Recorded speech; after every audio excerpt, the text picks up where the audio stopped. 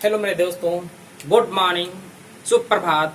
आप सभी प्यारे मित्रों का मैं रामकिशन मौर्य बालाजी इंस्टीट्यूट के ऑनलाइन प्लेटफॉर्म पर करंट अफेयर्स और स्टैटिक जीके की क्लास में हार्दिक स्वागत करता हूं।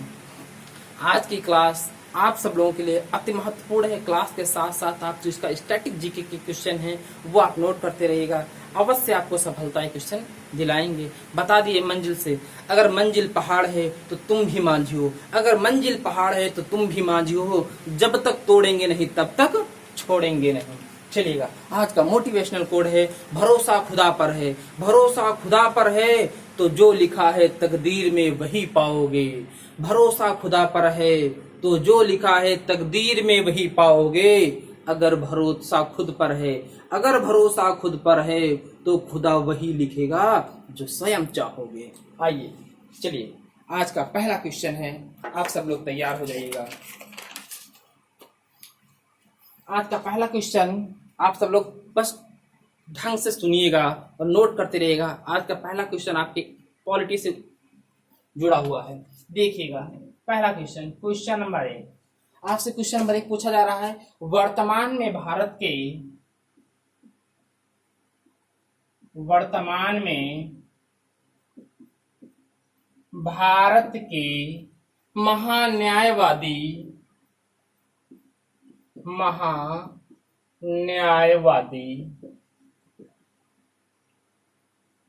वर्तमान में भारत के महान्यायवादी कौन हैं?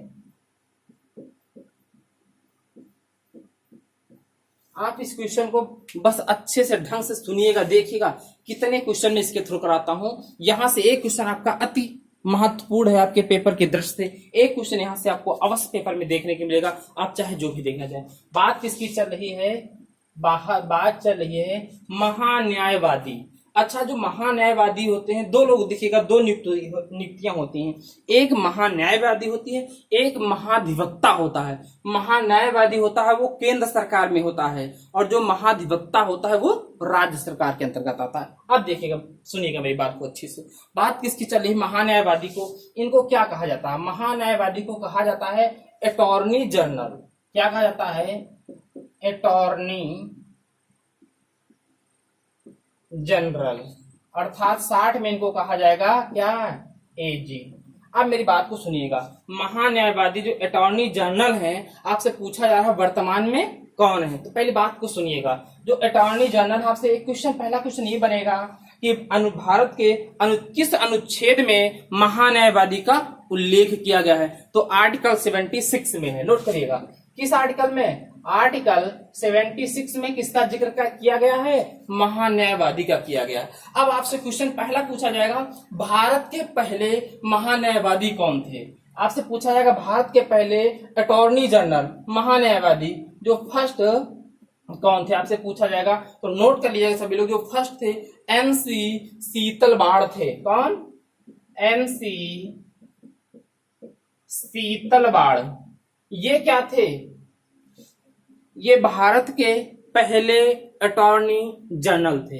अब सुनिएगा दूसरा क्वेश्चन कैसे बता।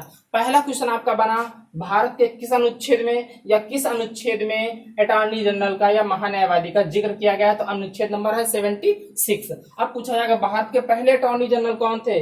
MC शीतलवाड़ थे। ठीक है। अगला क्वेश्चन पूछा जाएगा कि वर्तमान में कौन से नंबर के? देखिए, इसके बाद आपसे अगला क्वेश्चन पूछाता है 14वें नंबर पे, अर्थात 14वें नंबर पे कौन था महान्यायवादी भारत का? तो लिखिएगा मुकुल रोहताड़ी। लिखिएगा मुकुल रोहताड़ी, ये 14वें थे। अब अगला क्वेश्चन पूछेगा तो 15वें कौन थे? जो 15वें थे लिख लीजिएगा, वो कौन थे? वो के वेणुगोपालचार। ठीक है, लिखिएगा कौन थे? के वेणुगोपाल थे। ये क्या थे? भारत के 15वें महान्यायवादी थे। अर्थात ये कह सकते हैं ये भारत के वर्तमान क्या है? महान्यायवादी है। अब क्या किया गया है? इनके कार्यकाल का विस्तार कर दिया गया, अर्थात 2025 तक इनके कार्यकाल को क्या कर दिया गया है? विस्तार। नोट कर लिख लीजिएगा 2025 तक इनका कार्यकाल का क्या किया गया है, विस्तार कर दिया गया है। आप समझिए मेरी बात को। अगर आपसे अब पहला क्वेश्चन पूछा जाए कि भारत के पहले महान्यायवादी कौन थे, तो आप बताएंगे MC सीतालवाड़ थे। अगला क्वेश्चन बनेगा 14वें कौन थे महान्यायवादी, तो मुकुल रोहताड़ी थे। ठीक है, रोहताड़ी। अगला क्वेश्चन पूछा जाएगा 15वें कौन थे, तो के वेणुगोपाल थे। ठीक है, वेणुगोपाल थे। इनको क्या, अब वर्तमान पूछा जाएगा तब भी यही आएंगे, क्योंकि इनका 2025 तक इनका कार्य का क्या कर दिया गया है, विस्तार कर दिया गया। अर्थात अगला क्वेश्चन अब देखिए यहाँ से क्या पूछा जाएगा, महान्यायवादी। ठीक है, देखिए कितना क्वेश्चन है यहाँ पर, लोग कितने भ्रम होते हैं, कैसे गलत करते हैं क्वेश्चन। तो पहला क्वेश्चन, अगला क्वेश्चन पूछा जाएगा, भारत के जो महान्यायवादी हैं उनका कार्यकाल कितने वर्ष का होता है। अति महत्वपूर्ण क्वेश्चन है आपके पेपर की दृष्टि से। सुनिएगा, जो अटॉर्नी जनरल होते हैं इनका कार्यकाल जो होता है, कार्यकाल कितना होता है, देखिएगा। आप ऑप्शन ये दिया होगा 5 वर्ष, अगला ऑप्शन होगा 6 वर्ष, अगला ऑप्शन होगा इनमें से कोई नहीं, और चौथा अगला ऑप्शन हो जाएगा, इसी में कहा जाएगा राष्ट्रपति के मतलब हाँ प्रसाद पर्यंत तक, अर्थात राष्ट्रपति के मन मर्जी तक। तो इनका कार्यकाल कब तक होता है, तो राष्ट्रपति के प्रसाद पर्यंत तक। लिख लीजिएगा, राष्ट्रपति के प्रसाद पर्यंत, अर्थात राष्ट्रपति जब तक चाहेंगे तब तक क्या रहेगा, इनका कार्यकाल रहेगा। अगला क्वेश्चन पूछा जाता है यहां से, ये कहां होते हैं, ये भारत सरकार में होते हैं, भारत सरकार में। अगला क्वेश्चन यहां से आपसे ये पूछ लिया जाता है। ठीक है, अब बताइएगा, अगर ये भारत सरकार के क्या है, कुल मिलाकर के भारत सरकार के अटॉर्नी जनरल क्या होते हैं, एक प्रकार के वकील होते हैं। अगर आपसे पूछ लिया जाए राज्य सरकार में कौन होता है, फिर राज्य सरकार में तो भैया जैसे अब भारत सरकार में कौन होता है, अटॉर्नी जनरल होता है महान्यायवादी, वैसे ही भारत राज्य सरकार में कौन होता है, लिख लीजिएगा महाधिवक्ता। क्या होते हैं, महाधिवक्ता, महाधिवक्ता होते हैं। अब बताइएगा, यहां तक किसी की कोई दिक्कत हो तो हमसे बताओ। ठीक है, हो गया ना, चलिएगा इसको मैं रख करता हूं। अगला क्वेश्चन आपसे एक और, यहां सभी क्वेश्चन देखिएगा, इसके थ्रू मैं कितने क्वेश्चन कराऊंगा, बस आप इसको अच्छे से सुनते रहिएगा। देखिएगा यहाँ से क्वेश्चन जो होता है ना, आपका नहीं करंट से आएगा तो क्या हुआ, स्टैटिक से आएगा, अगर करंट से नहीं आएगा तो स्टैटिक से आएगा, कहीं से तो क्वेश्चन आएगा। बहुत पूछा जाता है भारत के महान्यायवादी। हाँ ठीक है, महान्यायवादी का कार्यकाल कितने वर्ष का होता है, इन्हें कौन नियुक्त करता है, ये कब तक अपने पद पर रह सकते हैं, तो कब तक पद पर रह सकते हैं, जब तक राष्ट्रपति चाहेगा। इनके अब पूछा जाएगा इनकी नियुक्त कौन करता है, तो राष्ट्रपति नियुक्त करता है। ठीक है, अगला क्वेश्चन पूछा जाता है किस अनुच्छेद में इसका जिक्र किया गया है, तो 76 आर्टिकल में इसका जिक्र किया गया है। अगला क्वेश्चन नोट बना के लिखिएगा इसी में। अगला क्वेश्चन आपसे यह पूछा जाता है कि महान्यायवादी जो है, नोट बनाइएगा, जो ये महान्यायवादी हैं क्या ये संसद में भाग ले सकते हैं, तो हाँ ये क्या है, संसद में भाग ले सकता है, ले सकते हैं। जो कौन है, महान्यायवादी हैं, संसद में भाग ले सकते हैं। अगला क्वेश्चन पूछा जाएगा क्या ये वोटिंग में भाग ले सकते हैं, तो ये वोटिंग नहीं कर सकते हैं। संसद की जो कार्यपालिका जो संसद जो बैठक होती है उसमें भाग ले सकते हैं, लेकिन ये वोटिंग नहीं कर सकते हैं। लिख सकते हो संसद में वोटिंग नहीं कर सकते हैं। अगला क्वेश्चन और पूछा जाता है, यहां से आप सब लोग नोट कर लीजिएगा। ठीक है, अगला क्वेश्चन पूछा जाता है इनका कार्यकाल निश्चित होता है या अनिश्चित होता है, निश्चित नहीं होता है। लिख लीजिएगा कार्यकाल निश्चित नहीं होता है। आप बताइएगा, यहां तक पहले क्वेश्चन में बताइए कोई भी दिक्कत हो, आपका पूरा क्वेश्चन पहला हो गया है। बताइएगा, पूछा जाएगा भारत के जो महान्यायवादी हैं क्या संसद में भाग ले सकते हैं, तो आप कहेंगे हाँ जरूर संसद में भाग ले सकते हैं, लेकिन ये संसद में वोटिंग नहीं कर सकते, अर्थात इनको वोटिंग करने का अधिकार नहीं। चलिएगा अब आपसे क्वेश्चन पूछाता है, अगला क्वेश्चन नंबर है 2। क्वेश्चन नंबर 2 कौन सा है, इसको मैं मिटा देता हूं।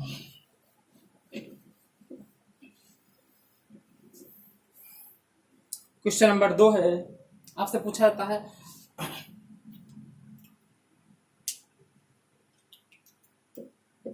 क्वेश्चन नंबर 2 लिखिएगा, वर्तमान में ट्विटर के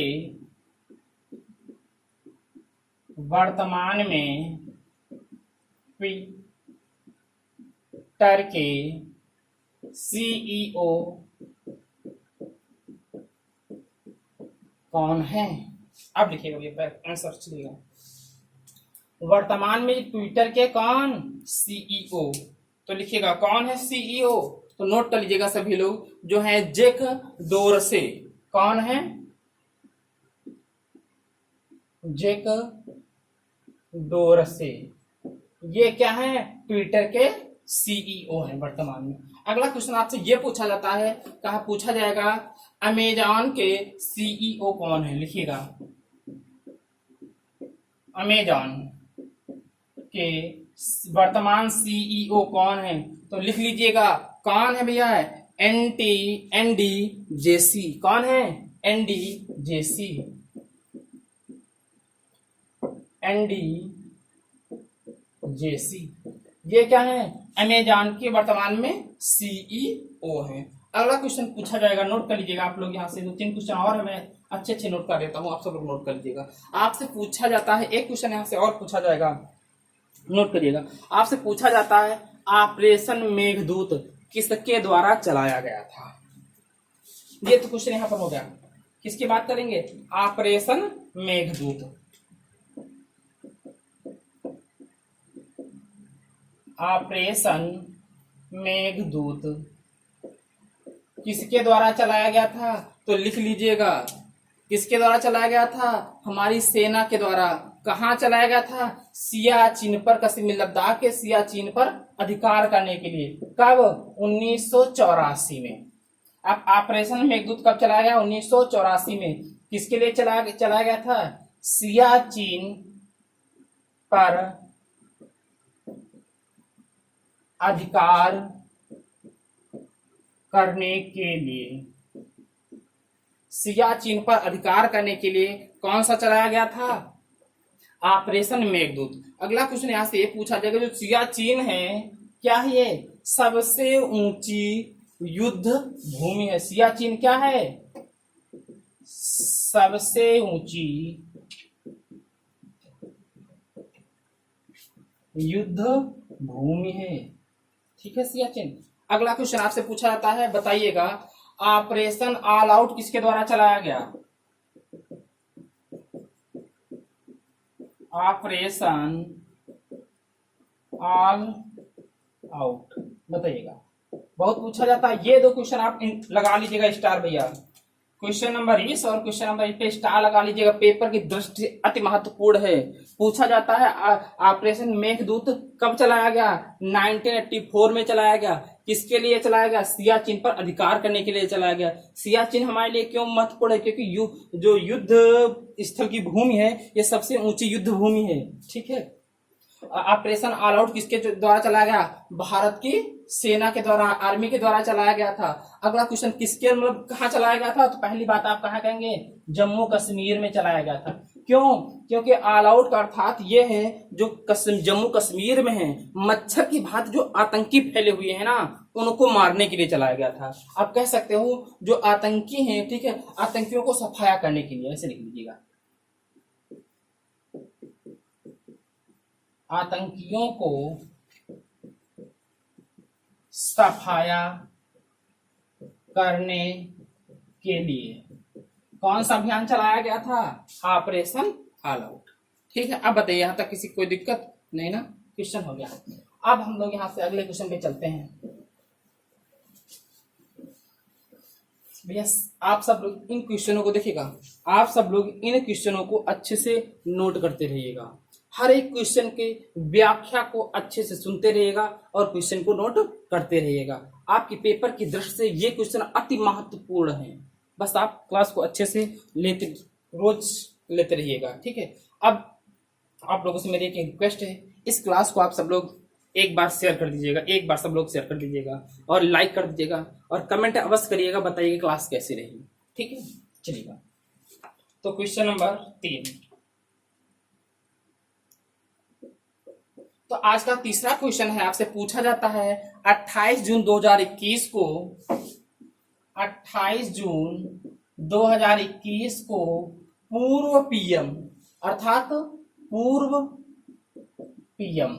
अब पूर्व पीएम किसकी बात कर रहे हैं अभी देखना, पूर्व पीएम की मतलब किस पूर्व पीएम की, ऐसे लिख लो 28 जून 2021 को किस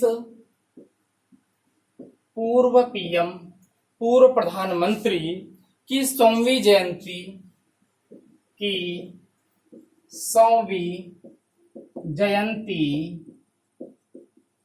मनाई गई। अगला कुछ तीसरा क्वेश्चन ये है, तो भैया किसकी है, तो आप नोट करिएगा। बात कब की चल रही है, बात है 1921 में। ठीक है, अब बात कब की है, 1921 में। देखिए क्या हुआ था 1991 में,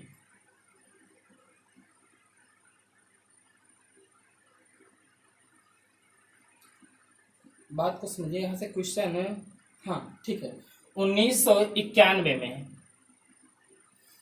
1921 को क्या हुआ था, 1921 को कहां पर, करीमनगर। 1921 को करीमनगर नगर कहाँ है ये, वर्तमान में तेलंगाना में है। वर्तमान में कहा ये, तेलंगाना में। यहां पर किसका जन्म हुआ था, करीमनगर में किसका जन्म हुआ था, पीवी नरसिम्हा राव को, पीवी नरसिम्हा राव का क्या हुआ था, जन्म हुआ था। कब जन्म हुआ था, 1921 को करीमनगर तेलंगाना में। ठीक है, जो वर्तमान में कहां पर है, तेलंगाना में। पहले कहा था, आंध्र प्रदेश में। ठीक है, तो ये पीवी नरसिम्हा राव का जन्म हुआ था। जो पीवी नरसिम्हा राव हैं, ये क्या, आंध्र प्रदेश, आंध्र प्रदेश के क्या रह सकते हैं, रह चुके हैं पूर्व सीएम।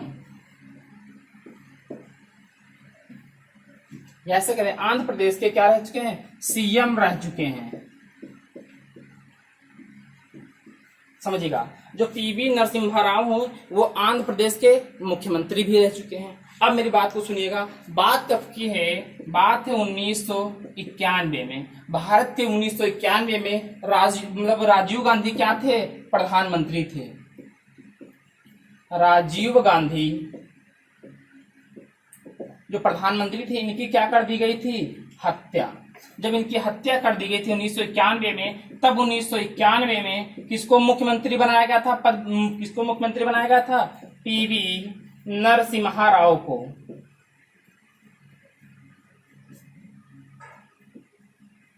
राव को क्या बनाया गया था, पीएम बनाया गया था।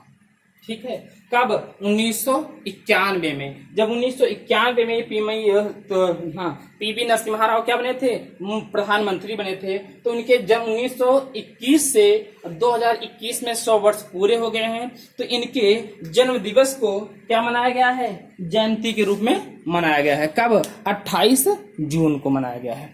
ठीक है, बताइएगा। अब आपसे क्वेश्चन पूछा जाएगा, नरसिम्हा राव का जन्म कहाँ हुआ था, वर्तमान में आपसे कहाँ मिले, तेलंगाना में। कहाँ, करीमनगर में। कब हुआ था, 1921 में था। ये आंध्र प्रदेश के क्या रह चुके हैं, पूर्व सीएम भी रह चुके हैं और भारत के पूर्व प्रधानमंत्री भी रह चुके हैं। ठीक है, अब बताइएगा, यहाँ तक किसी की कोई दिक्कत हो क्वेश्चन में, नहीं ना। चलिएगा, आज का क्वेश्चन नंबर 4।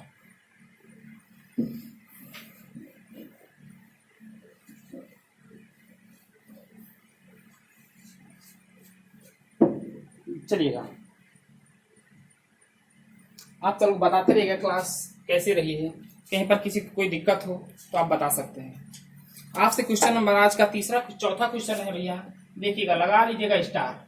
अति महत्वपूर्ण क्वेश्चन है। आपसे पूछा जाता है, बताइएगा, चर्चा में रही, देखिएगा, चर्चा में रही, एक मिनट रुक जाइएगा, मैं पानी पी लेता हूं।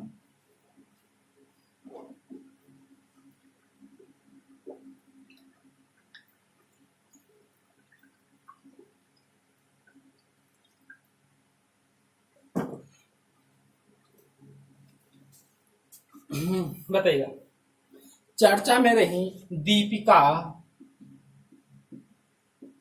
कुमारी का संबंध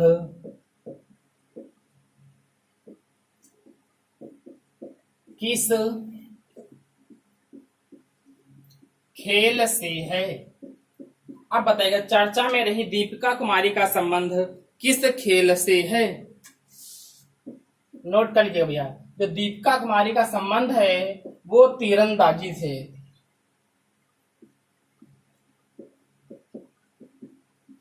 किससे संबंध है? तीरंदाजी से संबंध है। अब देखिएगा, ये चर्चा में क्यों रही है दीपिका कुमारी जो तीरंदाजी हैं, बात को समझिएगा। अभी हाल ही में क्या एक वर्ल्ड कप 2021, तीरंदाजी का वर्ल्ड कप 2021 स्टार्ट हुआ है।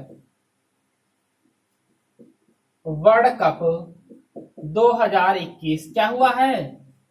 स्टार्ट हुआ है। कहां स्टार्ट हुआ है? पेरिस, फ्रांस में।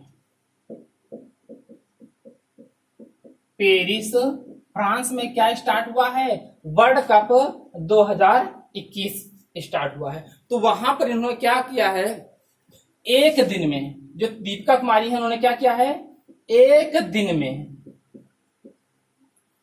में क्या 3 गोल्ड जीते हैं।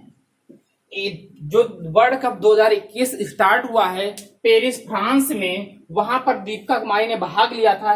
इन्होंने ये तीरंदाजी हैं, इन्होंने एक दिन में 3 स्वर्ण पदक जीते हैं, इसलिए ये क्या आ गई हैं, चर्चा में आ गई हैं। तो अब ये जो दीपिका कुमारी हैं ये क्या बन गई हैं, ये तीरंदाजी में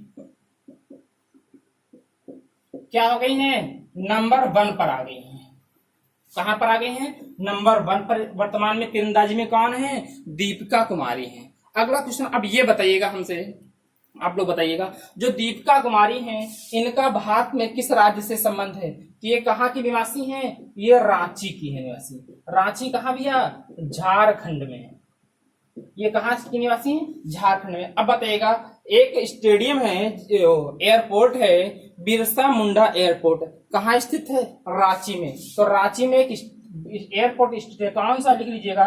बिरसा मुंडा एयरपोर्ट। एक क्वेश्चन और महत्वपूर्ण है,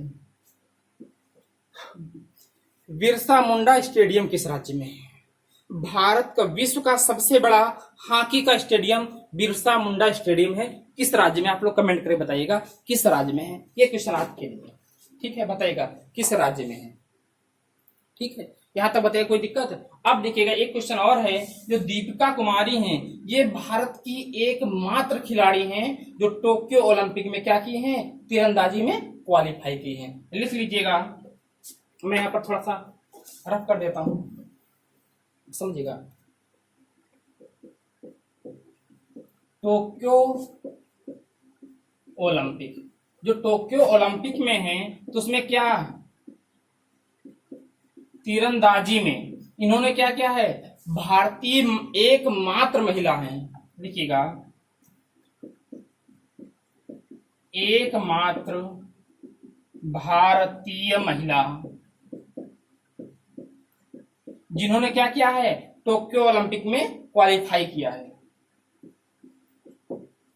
क्वालिफाई करने वाली है, क्वालिफाई करने वाली किसमें, किस खेल में? तीरंदाजी में। तीरंदाजी में भारत की जो दीपिका कुमारी है इन्होंने क्या किया है, एकमात्र खिलाड़ी हैं जो तीरंदाजी में टोक्यो ओलंपिक में क्वालिफाई किया है। चलिएगा अगला क्वेश्चन, एक क्वेश्चन यहां से आप लोग और बता दीजिएगा, अति महत्वपूर्ण पूछा आपसे, पूछा था कोनेरू हम्पी का संबंध किस खेल से है? किसका? कोनेरू हम्पी का। बताइएगा, नोट करिएगा, कोनेरू हम्पी का संबंध किस खेल से है? नोट कर लीजिएगा, इनका किस खेल से संबंध है, इनका खेल कौन सा है? शतरंज है। अगला बताइएगा, आपसे पूछा जाएगा, क्या पूछा जाएगा? देवेंद्र झांझड़िया, देवेंद्र झांझड़िया, झांझड़िया का संबंध किस खेल से है? भाला फेंक से। किस खेल से संबंध है इनका? इनका संबंध है भाला फेंक से। तो ये भाला फेंक में इन्होंने क्या किया है? ये पैरा एथलीट हैं, इन्होंने 2 बार गोल्ड मेडल जीते हैं, 2 गोल्ड मेडल जीते हैं। किसमें? पैरा ओलंपिक में, para athlete Olympic, para athlete है। अर्थात पैरा एथलीट का मतलब है दिव्यांग खिलाड़ी है। दिव्यांग खिलाड़ी में उन्होंने 2 बार गोल्ड जीते हैं। देवेंद्र झाझड़िया, इनका किससे संबंध है? भाला फेंक से संबंध है। हिमा दास का संबंध बताइएगा कि हिमा दास, बताइएगा आप सब, क्वेश्चन है आप सब लोगों के लिए आज का। हिमा दास हैं जो डीवाईएसपी किस राज्य के द्वारा नियुक्त की गई हैं? बताइएगा। इन्हें क्या कहता है? इन्हें दिंग एक्सप्रेस के नाम से जाना जाता है। आपका क्वेश्चन है, आपके लिए आज 2 क्वेश्चन हो गए हैं।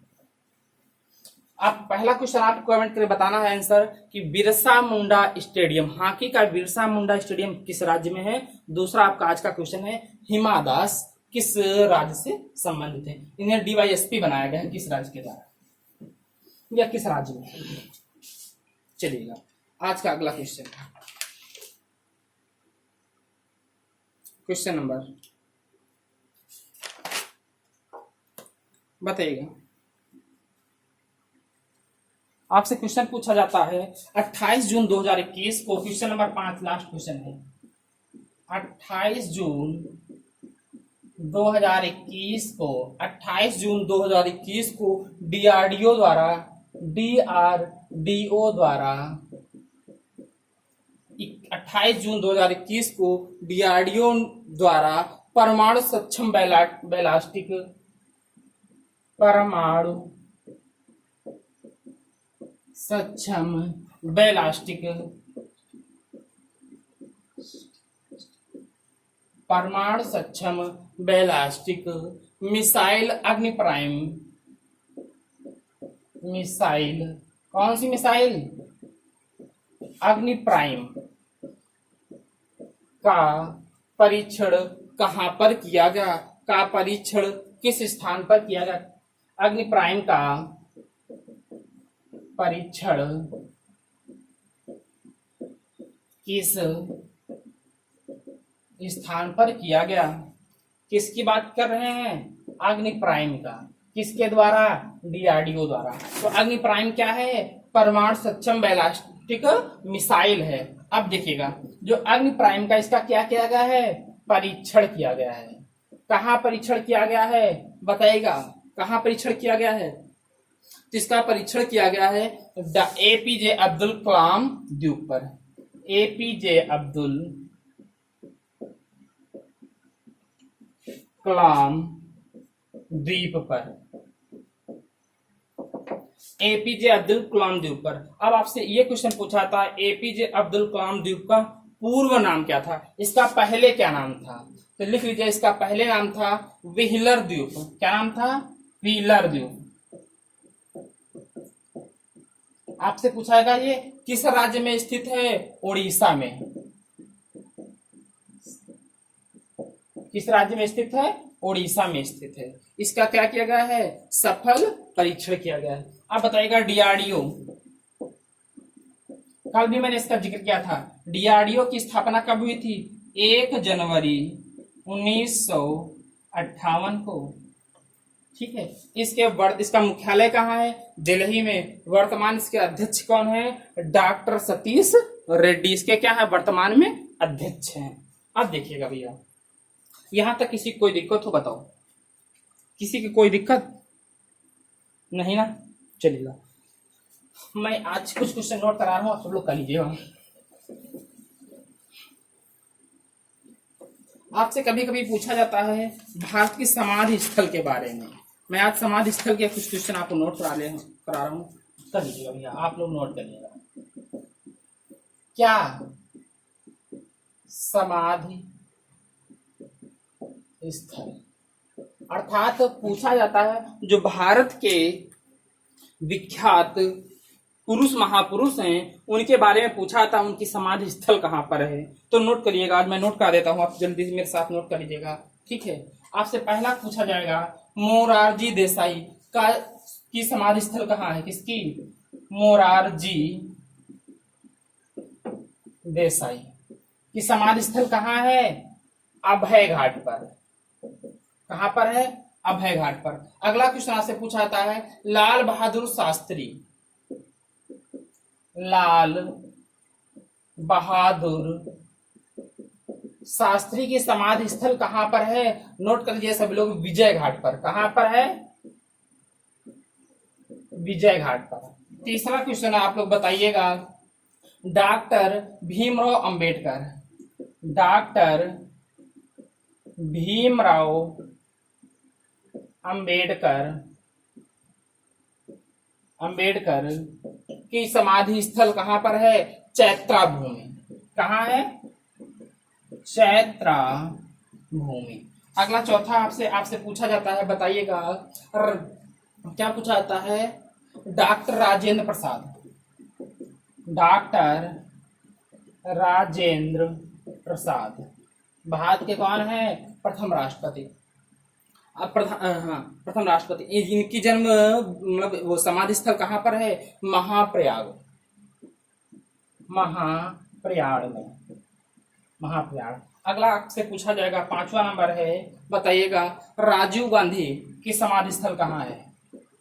राजीव गांधी की समाधि स्थल कहाँ है? वीरभूमि। कहाँ पर है? वीरभूमि पर है।